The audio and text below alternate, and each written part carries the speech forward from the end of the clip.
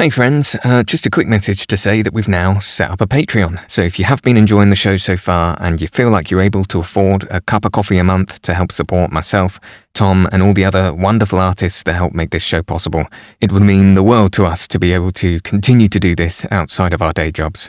At the moment, you can find ad-free early access episodes over there, and in the new year, we're hoping to have some bonus content over there each month as well. Like I say, please only support us if you really do feel like you can afford it, and if not, simply liking, commenting, reviewing, and just being here to listen and relax with us helps the show so much and is something we're truly grateful for. So thank you. And without further ado, here's tonight's story.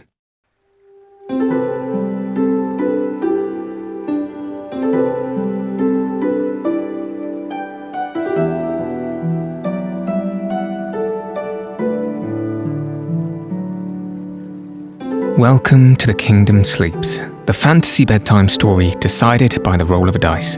My name's Andrew, I'll be your story master for this evening.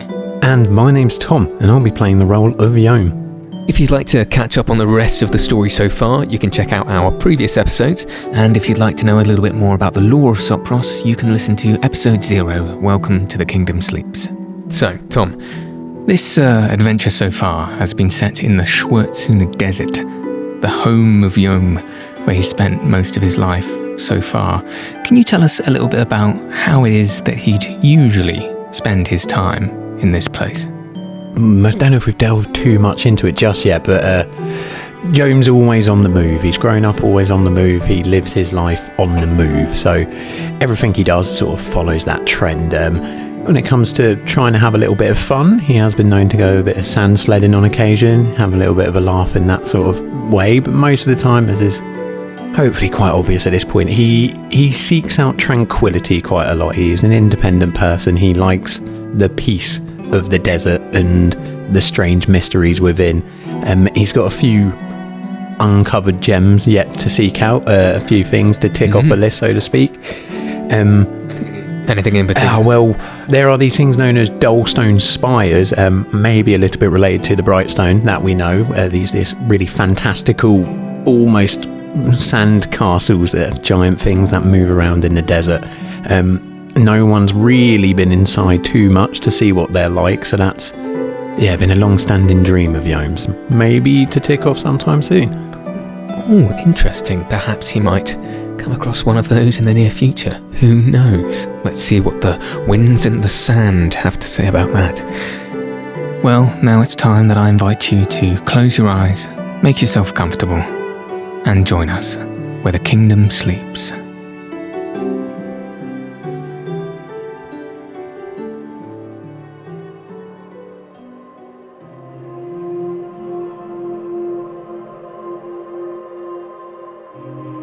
So, after spending uncounted hours inside this labyrinthian maze inside of the giant serpentine Mamü, you eventually manage to find young Kiren, one of the Miners Guild, and soothe this petrified yellow Mamü inside, and in doing so, managed to release whatever dark forces it appeared to have taken hold of this quite endearing creature, as it turns out.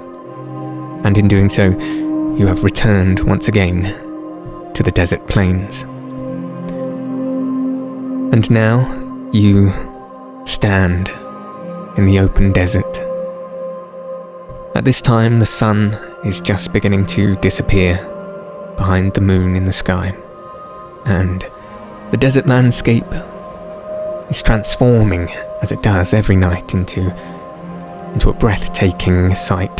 The golden silver hues of the moon begin to project across the landscape and bounce off of the dunes and create this shimmering effect in the fading light.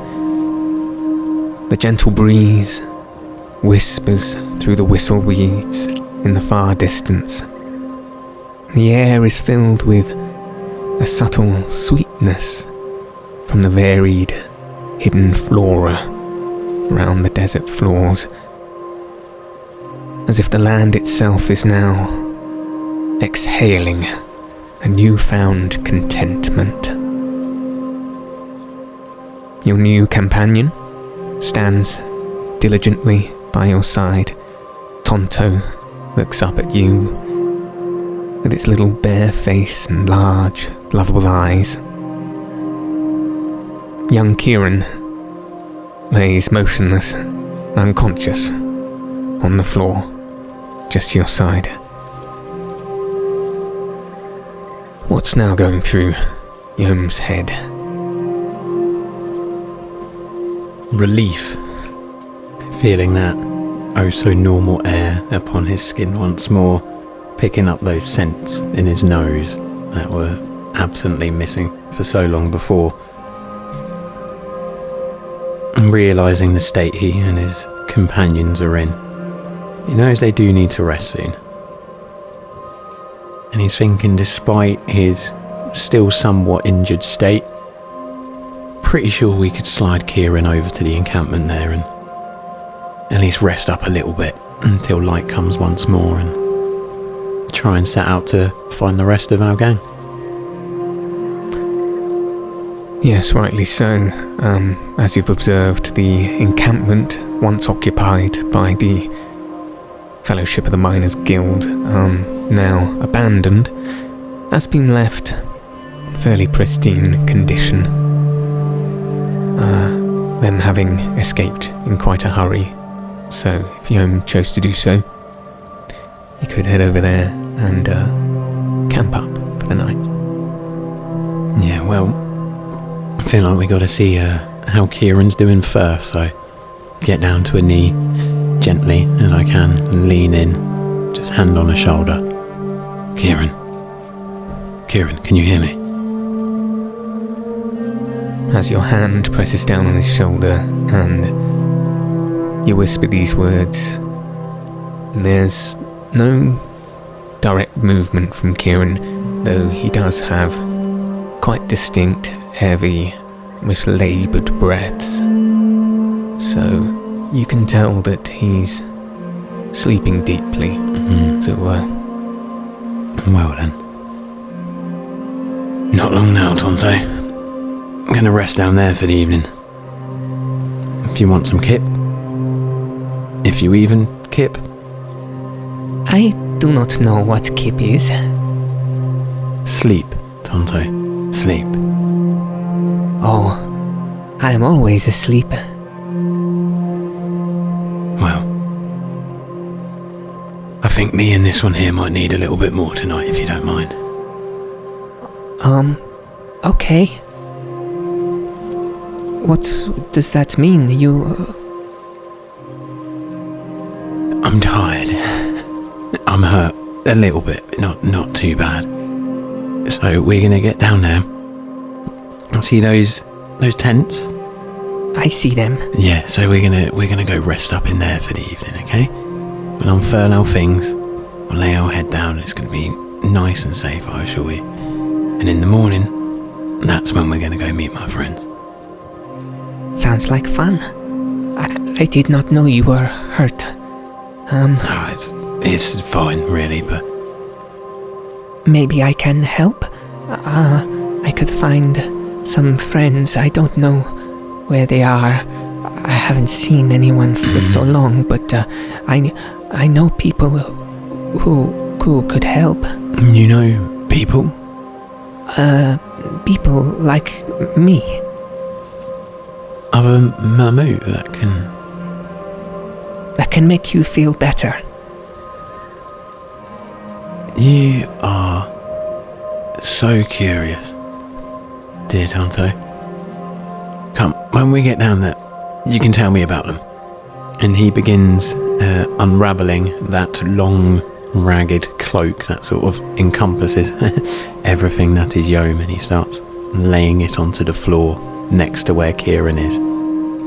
Gonna get ready to roll him on over onto that cloak and use it as a very makeshift sled and try and gently drag Kiren as best we can to the closest tent.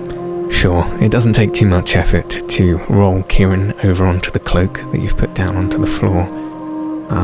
Being his frame so slight for a fae, and quite easily drag him down the dune into the sort of alcove area where the encampment has been made.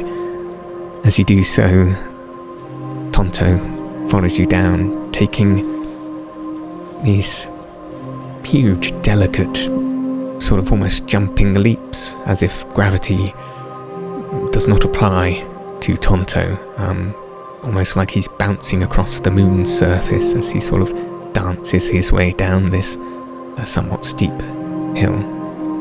And you make your way to the centre of the encampment.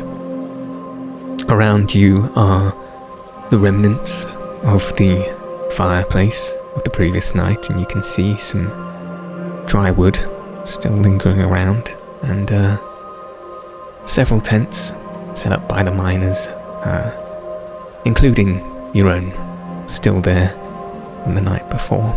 What's Yohm's first move? We're gonna begin tucking Kiren away, safely, tent open still, so it's easy to see and hear him nonetheless, and then I begin just probably making a small fire as we settle down for the evening. Sure thing. Being a seasoned fire maker of the desert, it's not 10 minutes or so before the fire is lit and begins to roar nicely, and you're quite thankful for this, because at this point the moon has fully covered the sun and we are in the night of the desert, which begins to get quite chilly. So as you sit by the fireplace, you're quite thankful for the warmth that gently infuses itself into your open palms and the rest of your body. And Tonto sits with you next to it, almost seemingly dangerously close to the fire, unaware of its heat in any way, beginning to wave his little paw through the flames and smiling as he does so. Tonto, does that not hurt? Does what hurt? The fire.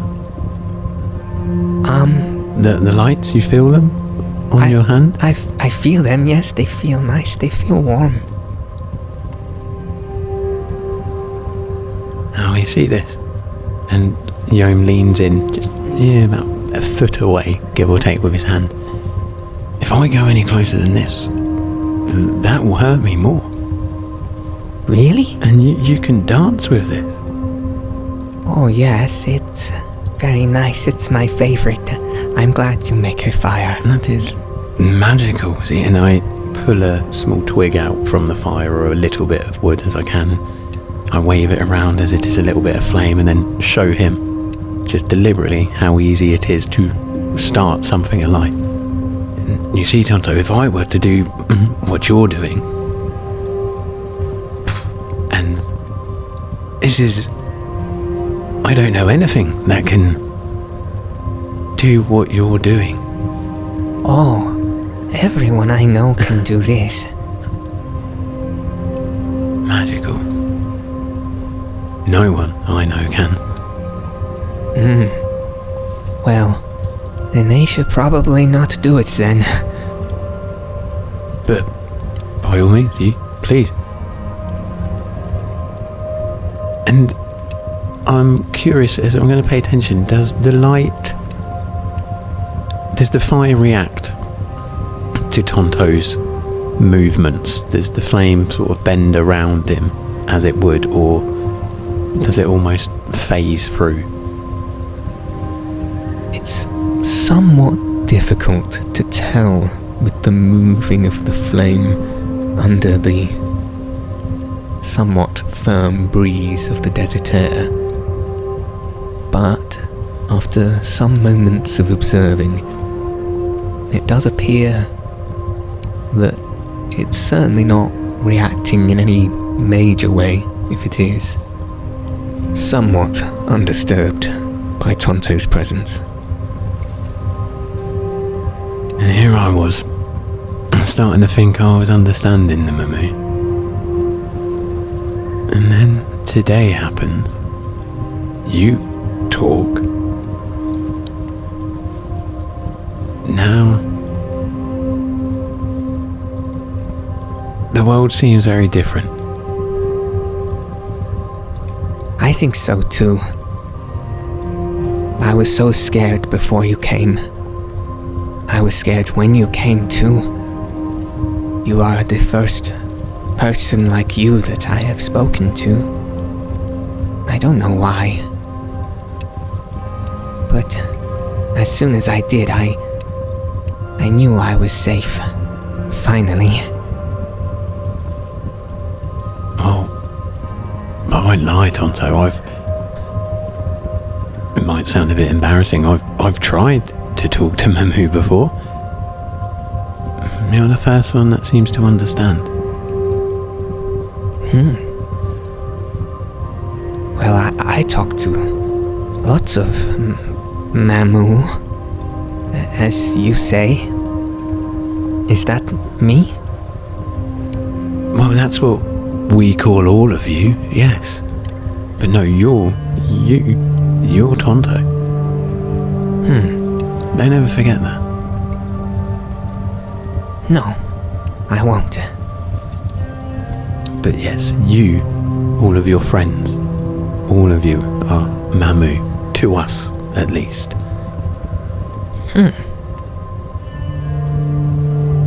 And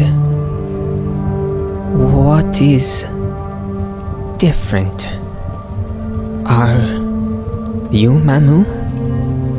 No, I'm merfolk, and I pull down my scarf a little bit more and reveal my gills and the loose frills around my neck a little bit. You have gills? Yes, my family, originally part of the ocean tribe, I assume. I've lived my whole life here, though, in these sands. Oh, where are your family? Who knows? But the people I like to call my family, they're probably a few days that way. Is that who we are going to meet? Hopefully some of them, yeah. I would like that. Me too. Do you think you'll be able to talk to them? I don't know. Like I said, you are the first person with gills that I have tried to talk to. Maybe. It's at this moment, I think, probably for the first time, that Yohm actually realises that he's talking to himself. Physically, audibly, the words that are coming out of his mouth are the only ones his ears can hear.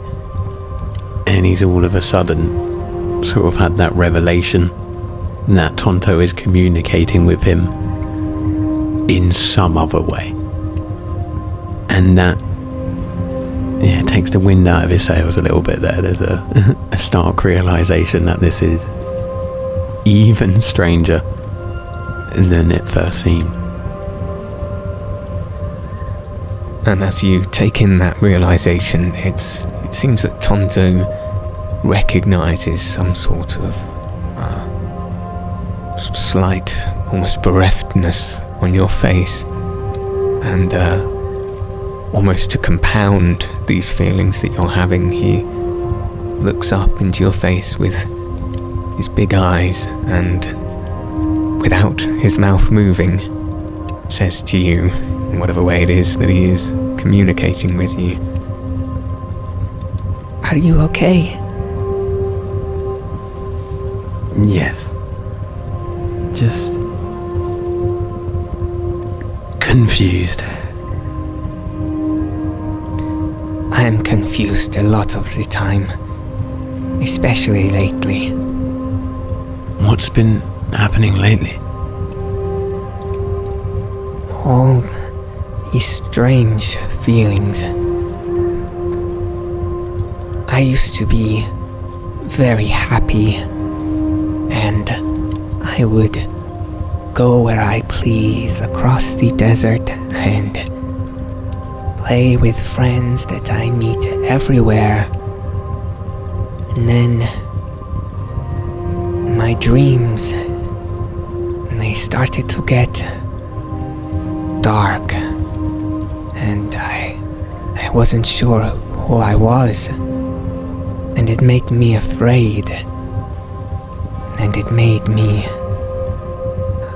lash out and be someone I was not. That is how you found me. I had not spoken to anyone for a long time then. Thank goodness you did. I feel much better. I'm grateful I did too. He won't say it, signalling over to the sleeping Kiren. I promise you he is as well. Who is that? One of my friends, so to speak. He is like you.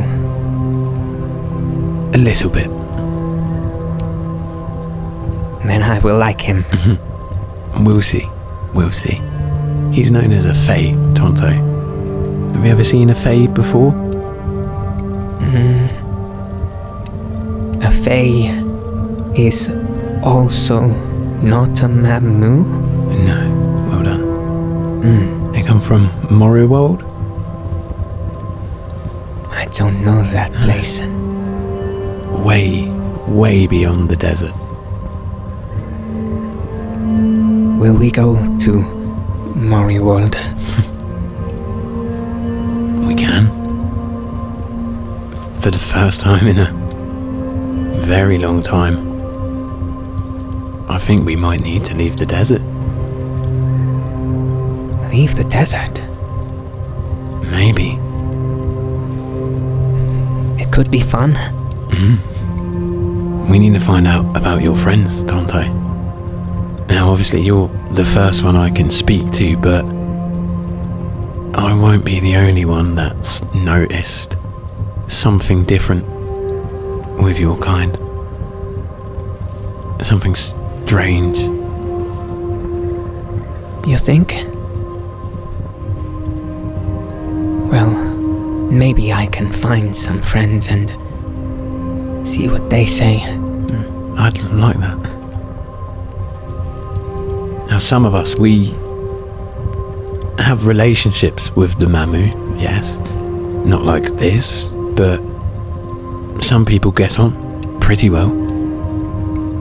And I know there will be people who will be as confused as I am. Maybe even as worried as you were about you and your friends.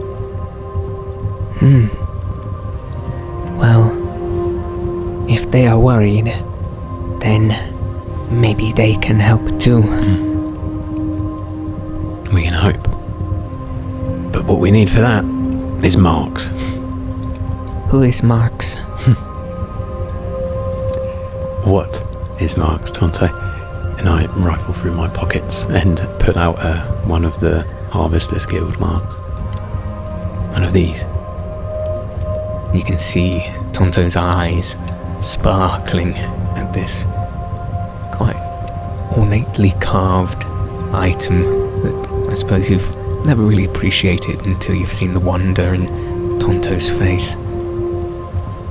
I like that. A lot of people do, Tonto. Now these are a promise. That's what these are. For us non-Mamü, And these are little promises. And what we do is we give these to other people as a promise for something later. And what I do is I help people around this desert. I show them places, like Kiren here. And in return, they give me these marks, promises. So later on, I could give those promises to people for food, for my clothes, for water. So, it's like, it's for helping people. That's what it is. I like to think so, yeah. Unfortunately, not everyone shares that same sentiment, though.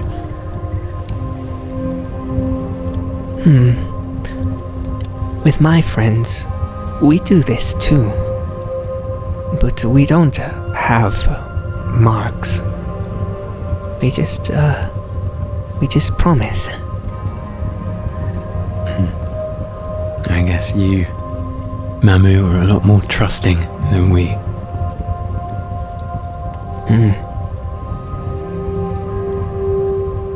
I don't know.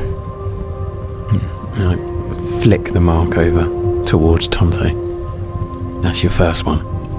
Probably the first of many. But if we get a few more of these, we'll be able to leave the desert. You can see his eyes sparkling as he holds it in his two tiny little paws. And he says, Yes. Let's get more of them.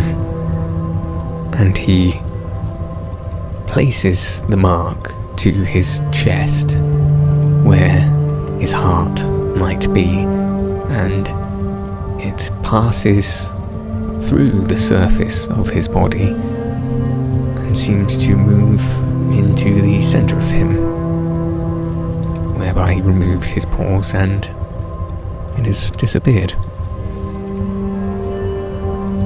And before you ask, no, I'm not hurt. Just, you can do things that my world considered impossible, even with our greatest leaps of magic and use of bright stone. No one can do what you do, Tonto. Your world? We are in the same world. We are now.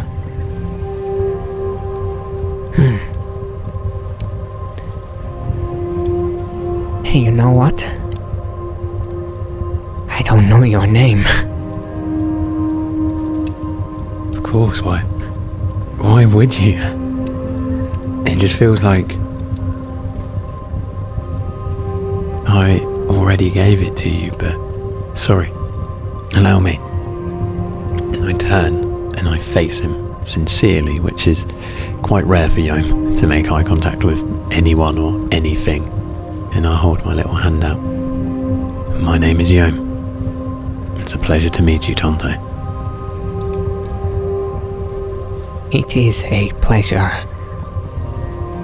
And he smiles wide and puts his paw out to meet yours, not to shake it, but simply to mirror what you do. Now, we do this thing we call a handshake. Allow me. And I shake his hand nice and gently, but I guess a little bit more joyfully than usually. And his hand, quite limp, just goes with the motion of what you're doing, and he watches his paw and your hand moving up and down with a somewhat furrowed brow. What is a handshake? A sign of respect, mostly. We do it to each other to show them good intent. That we're here to help, or talk, or barter. Like a promise. Almost, yeah. I like that better than Mark's. So do I. So do I. But Mark's are pretty cool. Well, they are quite sweet, I won't lie. I never would have got this old thing shaking at my staff if it wasn't for Marks and a few strange deals. They come in handy. And Tonto looks up at your staff, at the mildly glowing bright stone on top of it, and takes almost a small half step backwards as he looks up at it. Actually, tell me, Tonto. I've noticed in the past a few of your friends have often reacted to stones like mine here. Can you tell me why? Oh, we don't like that. Does it hurt you? I'm sorry if it does. Not now, but if I go too close. Yes, it... Not hurt, but... It's too much.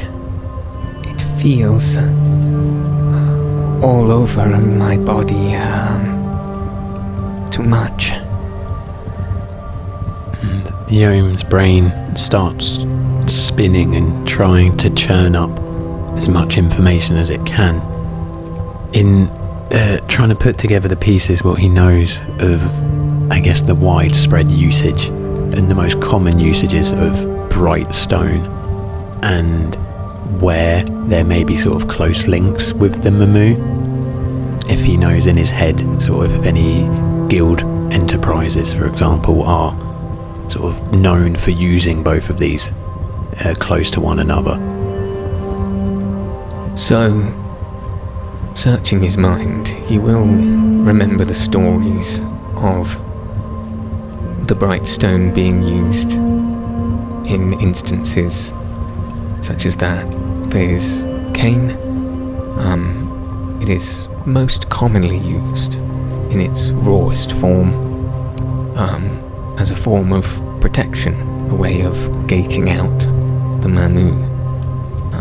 Farmers may line it across the fences of their fields as protection, and of course the most poignant example being that of the huge bright stone pillars that line the Guardian Guild's grand city over in the east, as a means of extreme protection from large Mamü onslaughts should they occur.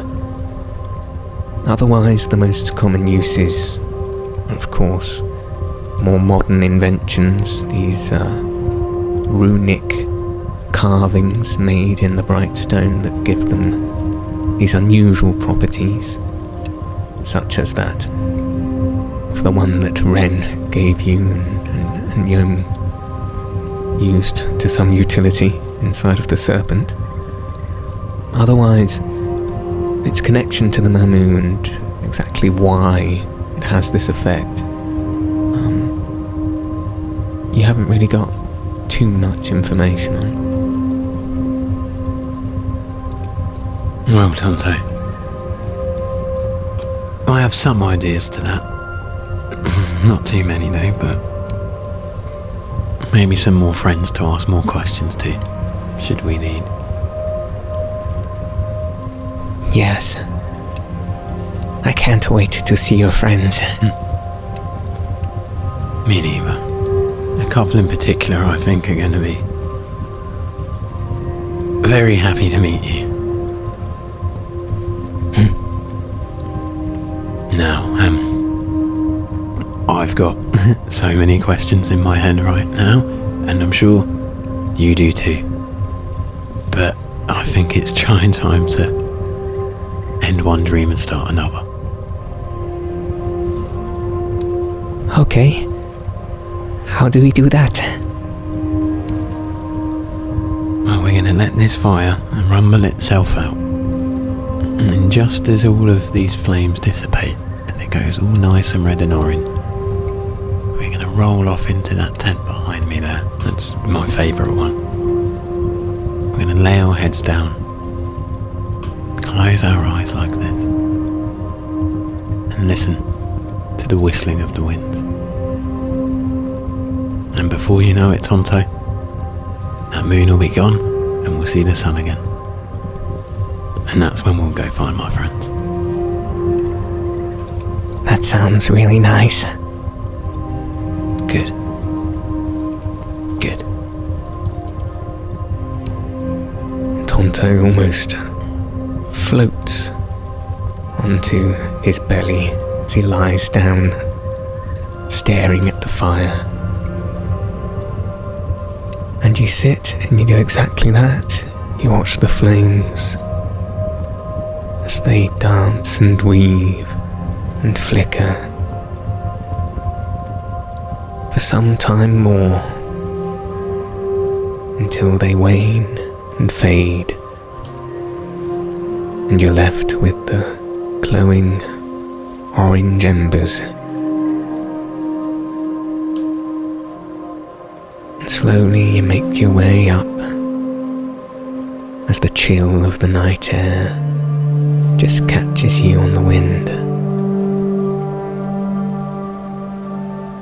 and head on into the comforting seclusion of your tent, followed by a floating Tonto. As you lay yourself down on your warm and snuggly cot and bring the fur skin over yourself, Tonto lays down next to you, closing his eyes. Do you do the same? And after what feels like several days worth of a day, it's not very long before you find yourself in a deep, deep sleep.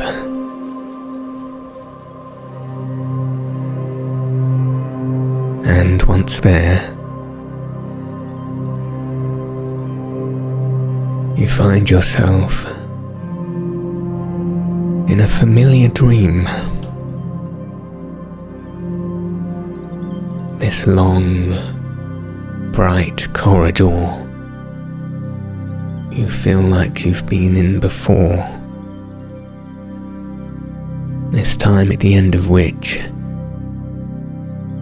is a large archway that you see yourself rushing towards, this force from behind pushing you down the hall, through this arch, through into the darkness. And then suddenly, a light shining towards you, getting closer and closer. And at first, it looks like the great eye you saw before in that dream. Slowly it changes form, and you see in front of you this bright, shining creature with little coral horns and a bear-like face and goat-like feet. It appears to be Tonto that stands before you, glowing brightly, this shimmering, iridescent white light.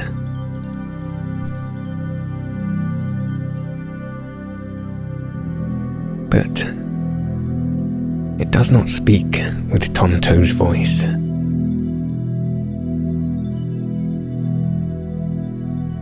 It looks towards you and says, "You have found my friend. I thank you for what you have done.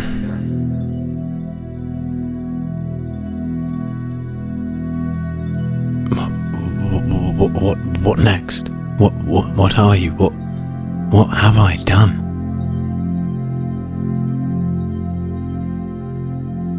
You have done exactly what I have hoped of you.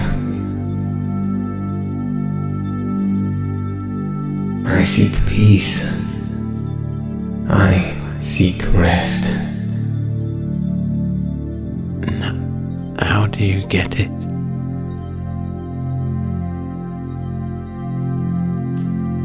Look for the good. Look for the honest.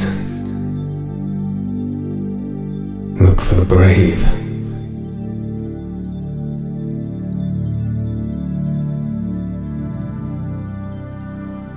Okay. So I shall. I trust in you, Yohm.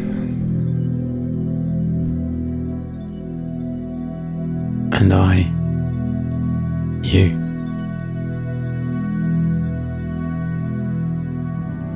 And the bright light that emanates from this creature grows brighter and brighter in a sudden flash of kaleidoscopic colour that awakens you into the day. And just the little rays of sunshine cast themselves across your face, just peeking through the open flap of your tent. You can feel the warmth of the daytime in the desert. And the first thing you'll notice is that Tonto is not in the tent with you. Tonto? And I quickly get up, rip away the sheets in front of me and look outside. As you hurriedly make your way up from the bed and out of the tent, immediately you're met with quite a sight. You see Tonto stood in the centre of the encampment, just near the bonfire remnants from the night before. In front of him lays a still sleeping Kiren, still on the cloak that you used to drag him into the tent the night before. And then just on the other side of him, these two large, winged, pink Mamü, almost pterodactyl-like in nature, with long necks and these almost seahorse-like heads, with broad wings that rest on the sand in front of young Kiren. And as you pull back the tent opening, Tonto senses your presence, looks round and says, Yohm, I've found my friends. They've come to help. at which point Kiren, in almost a sudden shock, bolts himself upright. What on earth is going on?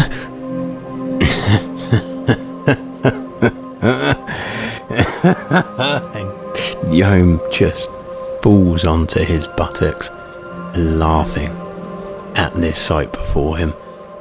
It's so unreal at this point that it just has to be actually real. And everything coming together, the nights of sleepless dreaming and the communications with Tonto, and just the fact that Kiren, of all people, is the one to be part of all of this, for him to awaken in this moment in such utter shock and disbelief is just the icing on the metaphorical cake of Yohm's morning. But he soon tries to gather himself once more, composes himself. Kiren, calm yourself. You are fine and with friends. Kiren hears your words, but still remains on the floor, very much in shock from the manner in which he's woken up, sort of backing himself away from these unfamiliar Mamü that loom over him as they continue to look directly at him. Oh, thank you, Tonto. Now, Kiren, tell me, what do you remember? As best you can. Kiren takes a deep and stuttery breath as he looks up to you and tries to make sense of his surroundings and ground himself. He says, I'm not sure. I was trapped. I was taken.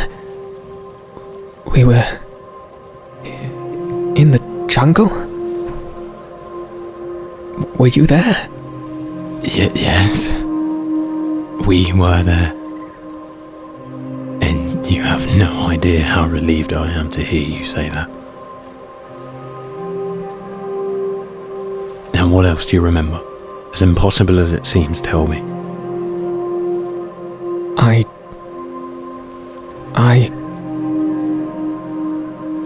I want to go home. I must go home. I need to tell my father about this. Yeah, we do. But first, we've got to find Ren and the rest of your squad. And with a grunt, Kiren hastily pulls himself up onto 2 feet and stomps back into the tent. Now, Tonto, thank you. But who are these friends of yours? What did you do? I saw them in the sky, and I called to them so they could come and help Kiren, and they did. They said that he was not very well, and that is why he slept, but they made him better. How? They just do. They can help you as well. They said that your ankle, it hurts. It does, yes. Here. And Tonto simply stares into the face of these 2 creatures, who look at Tonto and then look down at you, and then gently bow their necks and their heads down to the ground, to where your feet are. And whilst nothing physically seems to be going on, you do feel a gentle warmth around your ankle, very soothing warmth that grows and grows and suddenly dissipates. And your ankle indeed feels quite a lot better. can't believe it.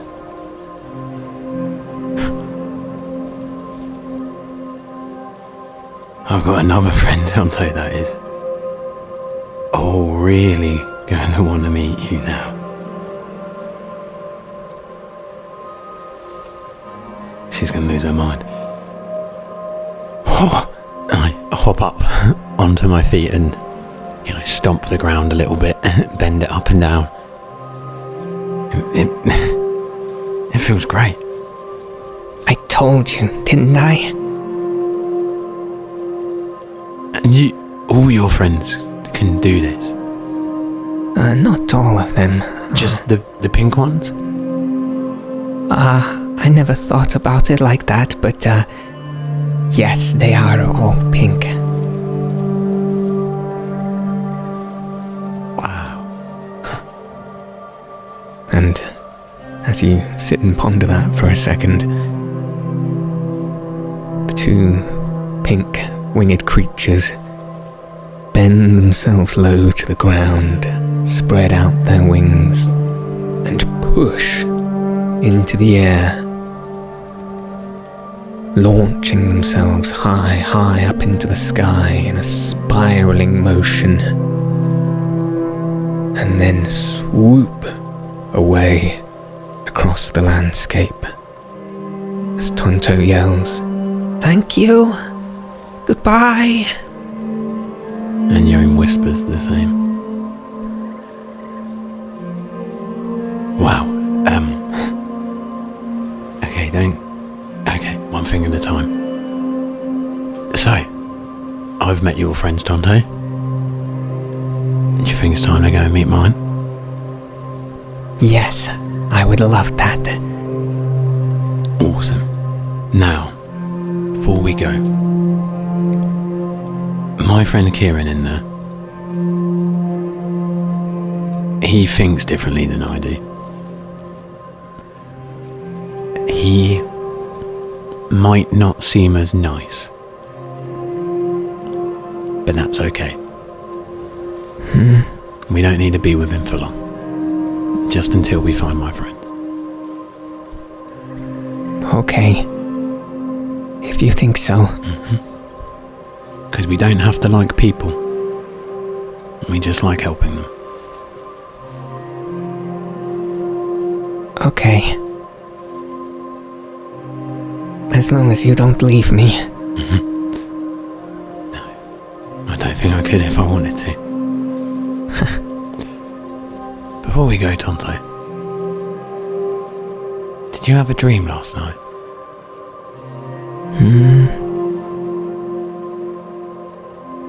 Nothing that is different from the normal dreams. Well, come then. I'll tell you about mine on the way. Okay. and as you say this, somewhat encumbered, Kiren waddles out of his tent with a large backpack over shoulder. And he looks you sternly in the face and says, "Right then, where to?" Well, it's only my best guess, but that's what we've got right now. If I know Ren, probably less than a day that way by now. How are you feeling? Fine. Yeah? Well, let's get on with it then. Alright then. And he grabs the straps of his backpack and stomps his way up the small hill that then leads in the direction that you pointed. A little more to the left. He grumbles as he duly adjusts his course. Told you so. Come on now, my friend. And Tonto hops along in that floaty, gravityless motion that he did before. As you head off to find Ren.